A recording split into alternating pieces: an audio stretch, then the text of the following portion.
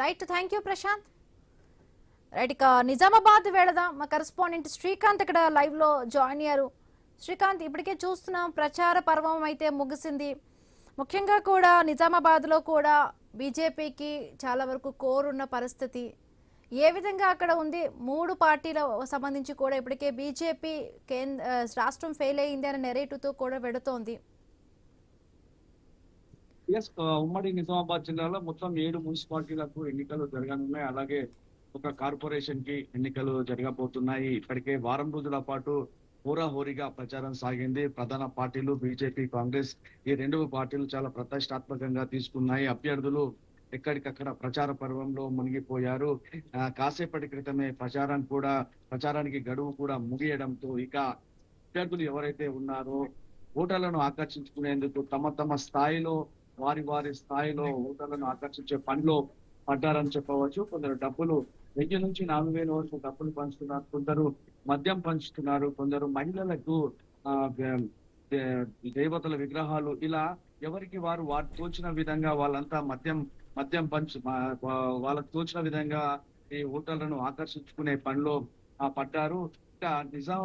ఈ ఉమ్మడి నిజామాబాద్ జిల్లాలో 2 జాతీయ పార్టీలు, ముఖ్యంగా కాంగ్రెస్ పార్టీ అలాగే బీజేపీ, ఈ 2 జాతీయ పార్టీలు తమదే గెలుపు అంటూ ధీమాలు అయితే వ్యక్తం చేస్తున్నాయి. అయితే కాంగ్రెస్ పార్టీ మాత్రం ప్రధానంగా ఈ 2 ఏళ్లలో చేసినటువంటి అభివృద్ధి, అలాగే ఈ 2 ఏళ్లలో ప్రభుత్వ ఉద్యోగాలు ఇచ్చాం, సన్న బియ్యం ఇచ్చాం, ఇంకా చాలా అభివృద్ధి చేశామంటూ కాంగ్రెస్ పార్టీ ముందుకెళ్తుంది. ఇక రానున్న రోజులు బీజేపీ కూడా తమ గట్టి పోటేస్తున్నాయి.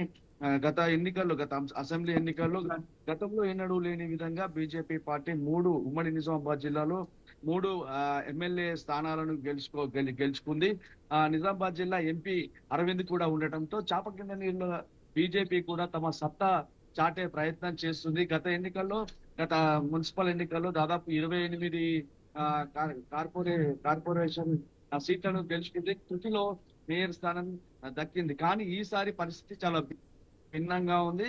కాంగ్రెస్ ప్రభుత్వం దాదాపు 45 స్థానాలు 60 స్థానాల్లో తన అభ్యర్థులను పోటీకి దించింది. అయితే ఇందులో 15 స్థానాలు ఎంఐఎం బలంగా ఉన్నటువంటి ఎంఐఎం స్థానాలు ఉన్నాయి. ఆ ఎంఐఎం 15 స్థానాలను గెలుచుకోగా మిగిలిన 45 స్థానాలు కాంగ్రెస్ పార్టీ 30 నుంచి 35 స్థానాలు గెలిచే అవకాశం ఉన్నాయని చెప్పేసి సర్వే రిపోర్ట్లు కూడా చెప్తున్నాయి. ఈసారి బీజేపీకి టికెట్లు కార్పొరేషన్ సంఖ్య తగ్గే అవకాశం ఉందని చెప్పేసి కూడా సర్వేలో స్పష్టమవుతుంది. ఇక బీఆర్ఎస్ నామమాత్రంగా పోటీ చేస్తుంది.